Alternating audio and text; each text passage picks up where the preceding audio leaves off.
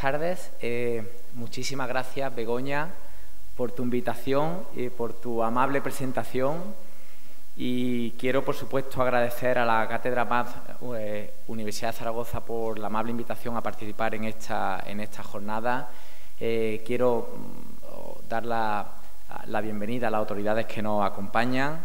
Por supuesto, un afectuoso saludo hoy a la familia de Andrés y también felicitar a las premiadas.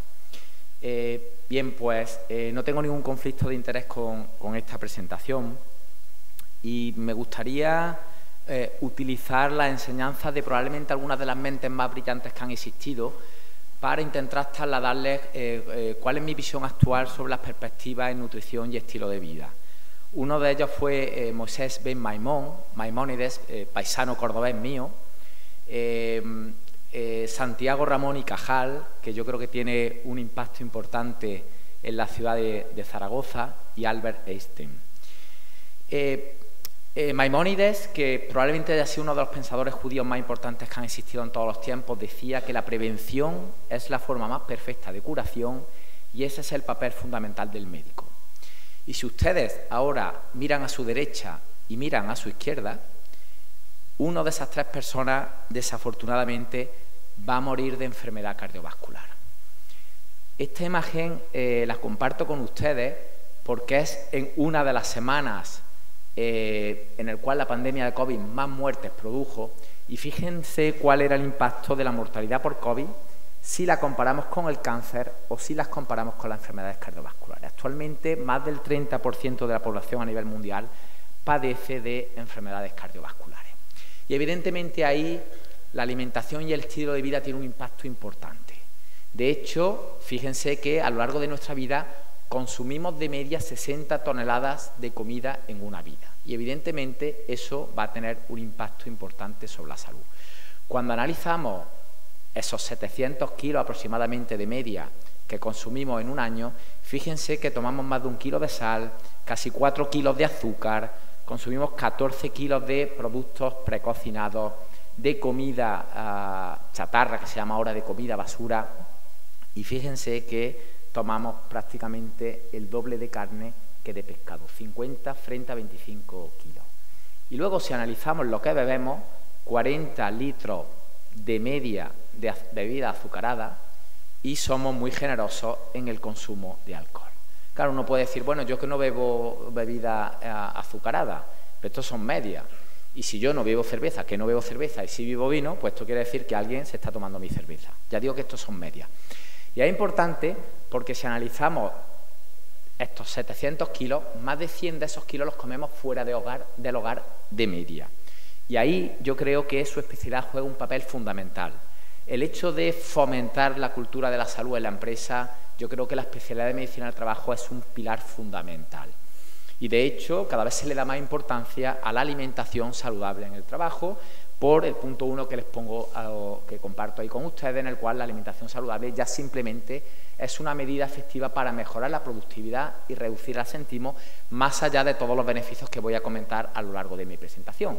Y fíjense el interés que existe por parte de la empresa en esta encuesta, en el cual el 87% de las empresas estaban interesadas en proporcionar una buena alimentación en su entorno laboral. Y de la misma forma, un 85% de los trabajadores también estaban interesados en que desde sus empresas pues se les facilitara espacios adecuados y una educación en torno al hecho de la importancia que tiene la alimentación saludable. Bueno, ¿y qué es lo que recomendamos? Pues bueno, tradicionalmente en la nutrición, la unidad de nutrición básica eran los nutrientes, pero en los últimos años abogamos porque realmente van a ser los alimentos y no los nutrientes los que deben de componer esa unidad nutricional básica. ¿Por qué? Porque en los alimentos existen una serie de compuestos en sus matrices que se sabe que interaccionan de forma antagónica o sinérgica y que van a modular diferentes rutas metabólicas.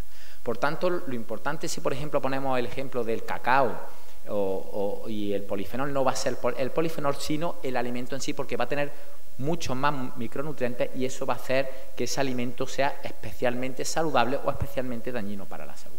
Y aquí les muestro esta especie de semáforo que hemos publicado recientemente, en el cual de una forma no punitiva pretendemos trasladar a la población cuáles son los alimentos que deberíamos de consumir de forma diaria, los tienen aquí, que son los tradicionales de la dieta mediterránea, las frutas, las verduras, los frutos secos, legumbres, cereales integrales con el aceite de oliva como grasa fundamental, este otro tipo de alimentos, y aquí los alimentos que debemos de consumir de forma mucho más esporádica.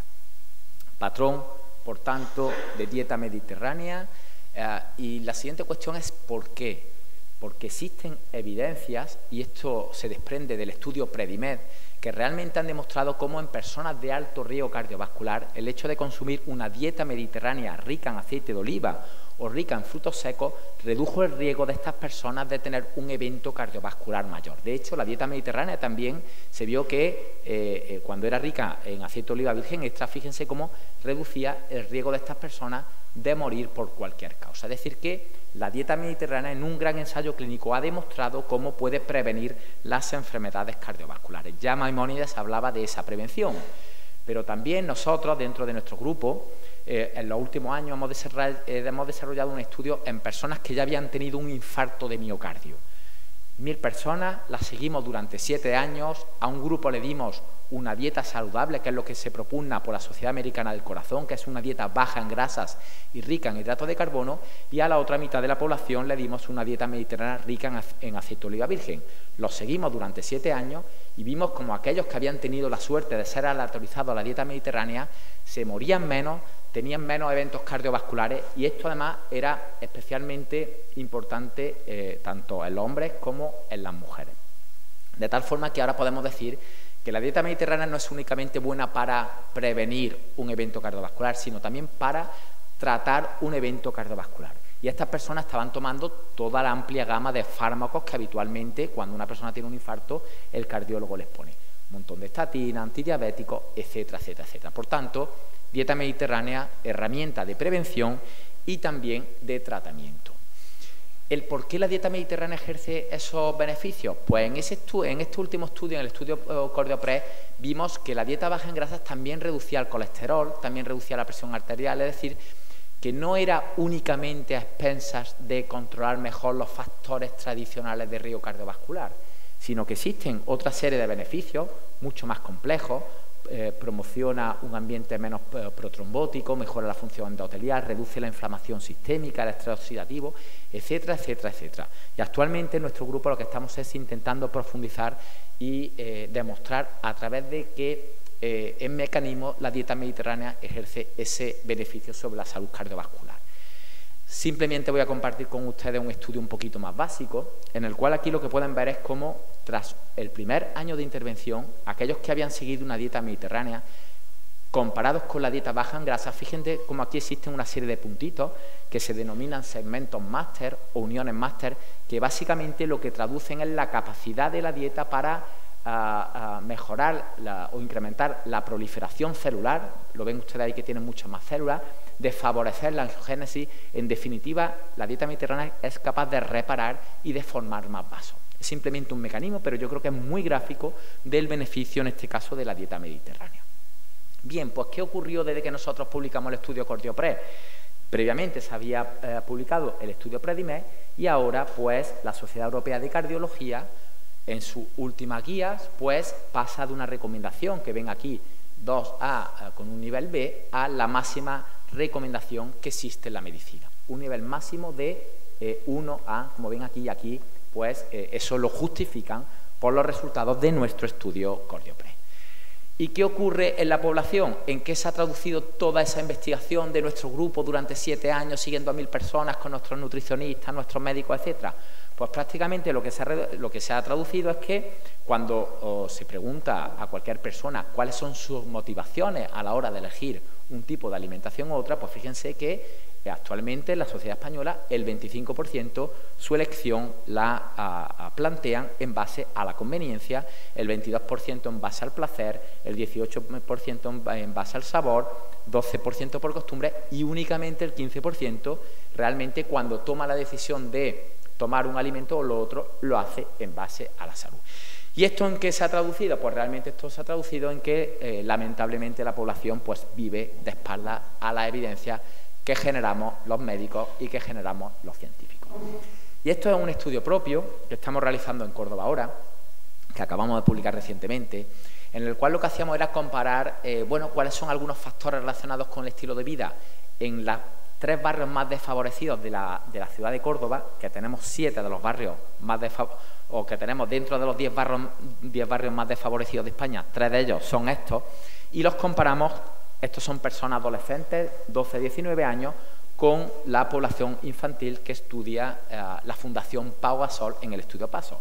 Fíjense que en población infantil, en estas edades, ya adolescentes en España, el 31% presentan sobrepeso, obesidad, el 29% únicamente realiza la actividad física que recomienda la Organización Mundial de la Salud, que es hacer ejercicio durante 60 minutos al día.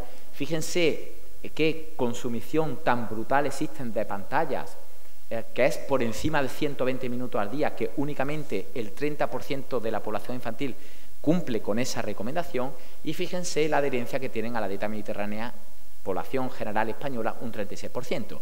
Si esto lo trasladamos a estos barrios desfavorecidos de la población de Córdoba, pues mucho peor. Obesidad mayor, menos actividad física, y fíjense la adherencia a la dieta mediterránea.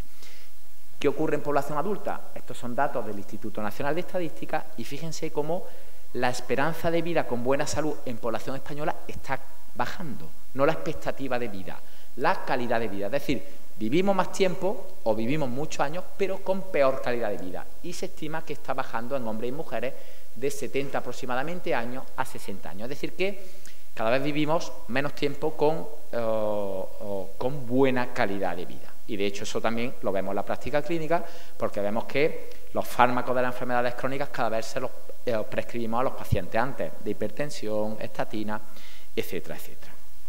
Bien, pues en ese sentido, toda esa generación de conocimiento que nosotros hemos hecho en los últimos años, estamos intentando implementarlo en la población cordobesa a través de, fundamentalmente, intentando educar para intentar mejorar la salud cardiovascular de esta población. Y básicamente lo que estamos es buscando herramientas innovadoras, utilizando herramientas digitales que nos permitan realmente educar a la población. Sin una buena educación realmente no vamos a conseguir ningún resultado. Esto lo estamos haciendo en la población de Córdoba.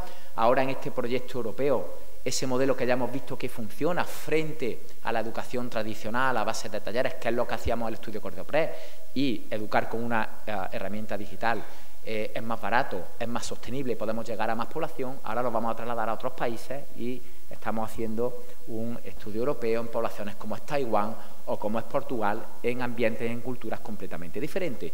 Y aquí en este estudio que acabamos de comenzar, lo que estamos es intentando comparar si podemos educar a la población, uno de los barrios más favorecidos de Córdoba, frente a un barrio con un nivel socioeconómico bajo o mediano, con el hecho de intentar identificar realmente dónde merecería la pena poner los recursos de esta educación. Yo creo que la prevención nos ha quedado claro. La siguiente aseveración la hacía Albert Einstein, que como curiosidad, no sé si conocen que fue el único de su promoción que no consiguió el grado de maestro. Su padre le tuvo que buscar su primer trabajo en una oficina de patentes y ya a partir de ahí, por sus capacidades, fue capaz de trasladarse a la academia, y ya el resto de la historia la conocen ustedes. Pues decía que la medida de la inteligencia es la capacidad de cambiar, y un poco el vicerrector de innovación pues nos ha sugerido la importancia que tiene actualmente la innovación y de cómo debemos de visualizar la biotecnología, la tecnología como un aliado del progreso. Y aquí les pongo un ejemplo que se publicó hace prácticamente una década, que era el por qué una tarta, y esto se publicó en una revista muy conocida, la revista Cell, que decía que por qué una tarta de queso a una persona le disparaba la glucosa y a otra no.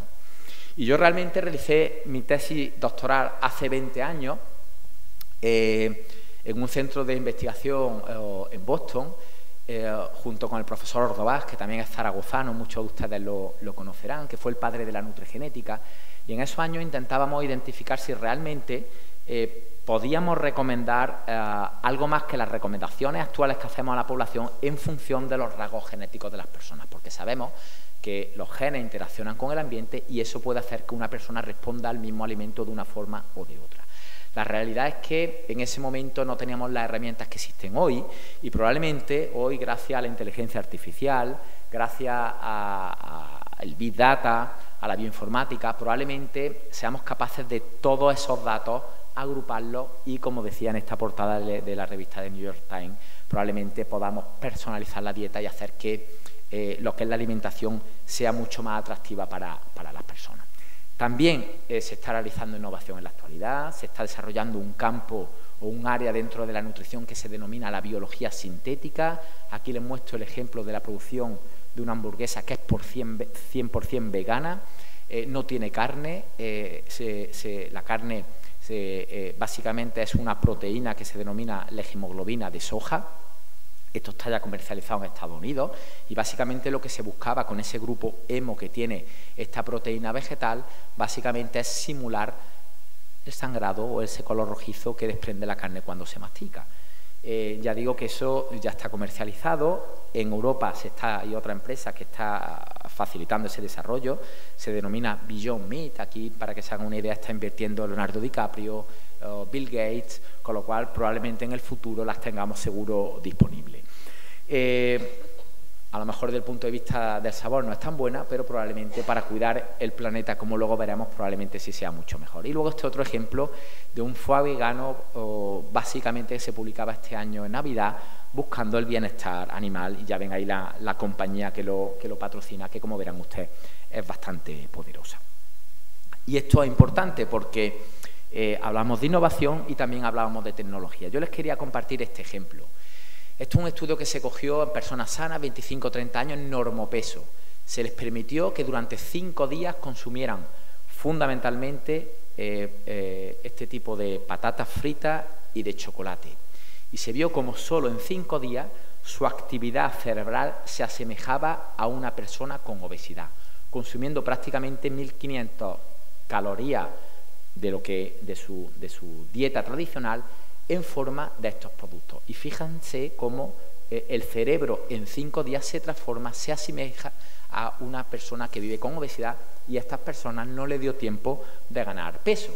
Y en este sentido, este otro estudio dentro de nuestro grupo, en el cual cogimos personas con deterioro cognitivo leve, las cuales siguieron un patrón de alimentación rico, de nuevo, en frutos secos, aceite de oliva, evitando fundamentalmente el consumo de carnes procesadas y de productos azucarados. Y lo que vimos es cómo se les mejoraba la capacidad de atención, de memoria y la capacidad de realizar procesos ejecutivos.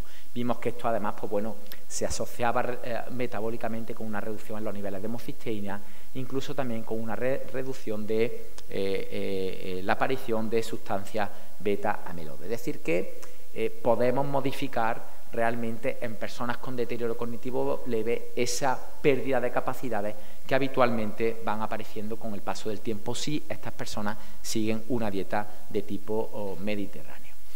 Otra cuestión en cuanto a innovación es que cada vez conocemos mejor, y yo creo que eso en la salud del trabajo es importante, aspectos relacionados con el trabajo en turno y en este caso con la crononutrición.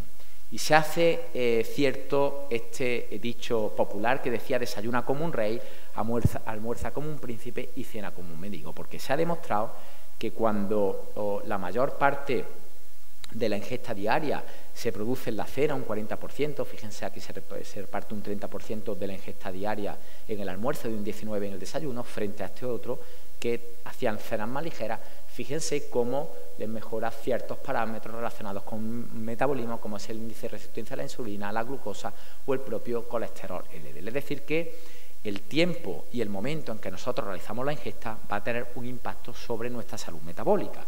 Y aquí comparto con ustedes otro ejemplo para los que sean bebedores de café.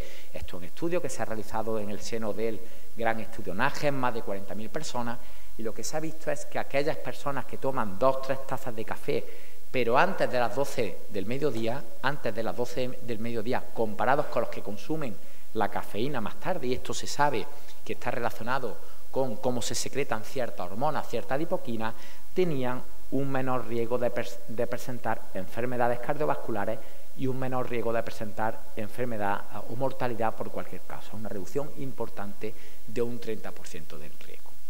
Esto es un área de la nutrición que se está empezando a desarrollar, cada vez conocemos más pero son aspectos que yo creo que son importantes que empecemos a caer en ellos. No voy a hablar prácticamente del sueño, simplemente que sepan de nuevo que nuestros ritmos circadianos están perfectamente sincronizados y cada vez se sabe que un acortamiento del sueño favorece la obesidad, favorece la diabetes, favorece la aparición de la arteriosclerosis y en definitiva se recomienda que durmamos en torno a 7-9 horas al día. Pero ya les digo que ahí ven las rutas metabólicas que se alteran y cuando se produce un acortamiento del sueño, esto tiene un impacto sobre la salud. Y por último, algo de ejercicio físico. Muchos conocerán, y en este foro probablemente mucho más, este famoso estudio, el estudio del London Busman, en el cual hace más de 70 años se publicó cómo en los autobuses de Londres se comparó la actividad física del revisor frente a la actividad física del conductor y se vio que aquellos conductores a lo largo de 70 años desarrollaban más enfermedad coronaria comparados con los conductores de autobús que hacían muchas horas al día mucho más sedentarias. Yo creo que eso es algo que ya conocíamos y ahora lo que conocemos es que cualquier actividad física es buena. 2.000 pasos, fíjense cómo reduce el riesgo de enfermedad cardiovascular y de mortalidad por cualquier causa, un 11%. Evidentemente, si ustedes caminan 7.000 pasos, el beneficio se aumenta casi a un 50% y fíjense que conforme va aumentando la actividad física, pues el riesgo se va reduciendo. Por lo tanto, cuanto más mejor, pero también lo que sea o lo que se pueda nos va sirviendo. Bien, pues pasamos a la tercera semblanza. En este caso, don Santiago Ramón y Cajal, saben que fue el propulsor de la ciencia moderna y que él decía que los problemas que parecen pequeños, a veces son pequeños, pero en realidad son grandes problemas de salud que todavía no se entienden. Y fíjense aquí la mortalidad con el paso del tiempo relacionado con enfermedad cardiovascular. Aquí están los principales factores de riesgo para desarrollar enfermedad coronaria. Fíjense que el primero es la hipertensión arterial, este aquí sería la dieta. Aquí está el colesterol LDL, que hoy sabemos que es un factor etiopatogénico para el desarrollo de la arteriosclerosis, y fíjense que está muy casi al mismo nivel que la polución atmosférica. Y aquí les traigo un mapa de la zona norte de Manhattan, que está atravesado por estas dos autovías. Y en este estudio se siguieron a más de 3.000 personas durante 15 años y se vio que un 11% de esas personas desarrollaban ictus. Y lo que se vio es que estos puntitos rojos y amarillos, es decir, las personas que vivían a menos de 100 metros de la autovía comparados con aquellos que vivían a más de 400 metros de la autovía, tenían un mayor riesgo de desarrollar un ictus isquémico. Y esto se ajustaba por todos los factores.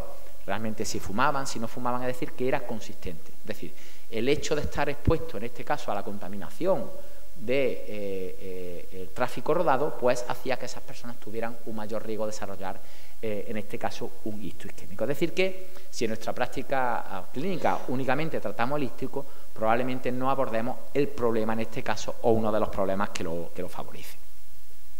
¿La buena noticia cuál es? Bueno, pues la buena noticia, y aquí les traigo otro estudio, nos trasladamos de continente, ciudad de Londres, un grupo de personas sanas, con EPO, con enfermedad cardiovascular, son aleatorizados a realizar su actividad física en un entorno saludable, como es Hyde Park, frente a una calle muy populosa con mucha polución de la ciudad de Londres, como es Oxford Street. ¿Y qué nos dice este estudio? Pues realmente lo que nos dice que aquellos que realizaron su actividad, aquí ven en azul mucha menos polución, en un sitio frente a otro, pues que en estas personas le mejoraba su capacidad funcional, le mejoraba la velocidad de la onda de pulso, que es un marcador subrogado de arteriosclerosis, y además esto se mantenía en el tiempo. Es decir que también debemos de recomendar a nuestros pacientes el hecho de realizar actividad física en entornos verdes, porque ya tenemos evidencia, esto se publicó en la revista Lancet, de cómo va a cambiar el resultado en salud de estas personas.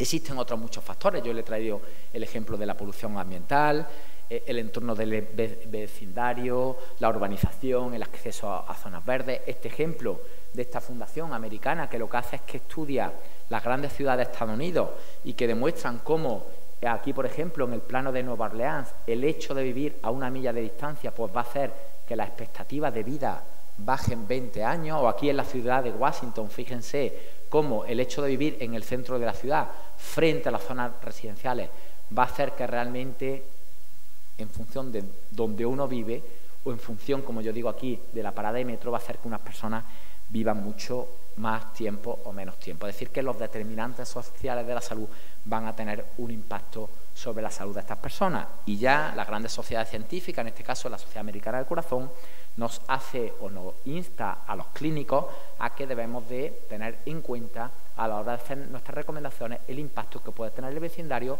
o en este documento muy reciente que acabamos de publicar en mi grupo, que si tienen curiosidad, ya no solamente por la polución atmosférica, también hablo ahí de la polución lumínica, o del ruido, o de la polución de los mares, pues si tienen curiosidad ustedes lo pueden leer, porque realmente hay conceptos que yo creo que son interesantes y que muchas veces los propios médicos desconocemos.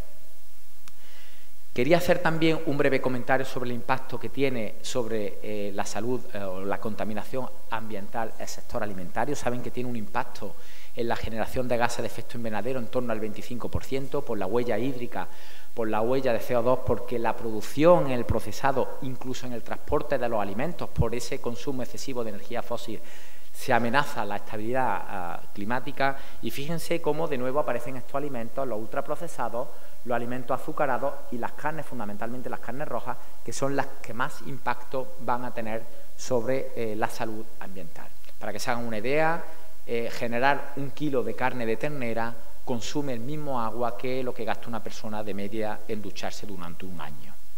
Por lo tanto, y ahora que estamos en época de restricciones, yo creo que esto es un aspecto en el cual también debemos de reflexionar y, por tanto, debemos de buscar un modelo de alimentación que sea saludable para las personas, pero también para el planeta. ¿Y la solución cuál es? Pues fundamentalmente buscar alimentos de temporada, alimentos de cercanía, que realmente vayan un poco evitando los factores que ya digo que desencadenan esa sobreexplotación de la tierra o ese exceso de contaminación de gases de efecto invernadero. Hablaba de los determinantes sociales de la salud, también existen determinantes comerciales de la salud. Y aquí hago hincapié porque una niña mía de 15 años va creciendo y al año siguiente crece 5 centímetros y me dice que la talla de la ropa de una misma marca utiliza una talla menor. Y esto es lo que se denomina el vanity sizing o tallaje engañoso. Y en esta editorial que publicamos en la revista Lancet, yo hacía una reflexión sobre el impacto que puede tener hoy en día para la obesidad el hecho de que las grandes firmas comerciales jueguen con nosotros para intentar adherirnos a una marca, con el hecho de jugar realmente con la obesidad. Y entonces yo creo que esto es un aspecto importante sobre el cual también tenemos que reflexionar, y creo que dentro de esos determinantes comerciales de la salud, pues también digamos que habría que renegociar, y yo creo que ahí los médicos y vosotros por vuestra especialidad yo creo que tenéis mucho impacto sobre la población y sobre los órganos decisores para realmente intentar modular y que todas las tallas pues fueran similares. Acabo con mi penúltima diapositiva, en la cual le he hablado de dieta, le he hablado de ejercicio físico, le he hablado de calidad del sueño. Yo creo que, en definitiva, el concepto sería buscar un estilo de vida saludable.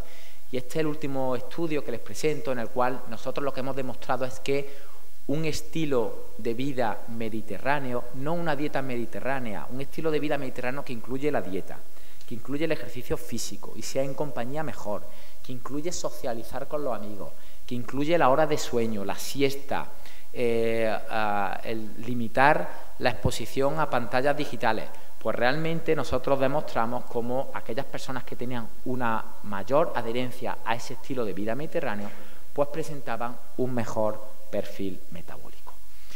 Y he hablado antes de 3 grandes científicos, 3 grandes pensadores, pero quería dejar esta mujer para el final.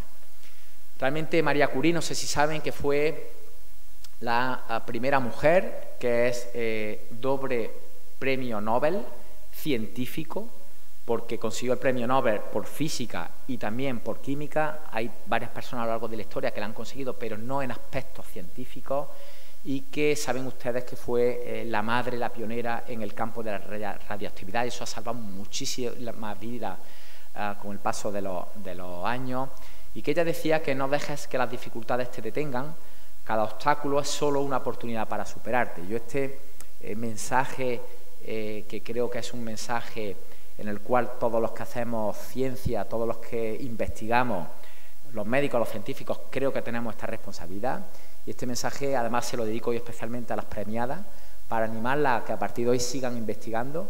Creo que en su especialidad, la medicina del trabajo, es un campo en el cual deben de seguir generando conocimiento, deben de seguir generando innovación, y como se comentaba en la presentación, debemos de trasladarlo lo antes a nuestros pacientes y a nuestra sociedad. Muchísimas gracias por su atención.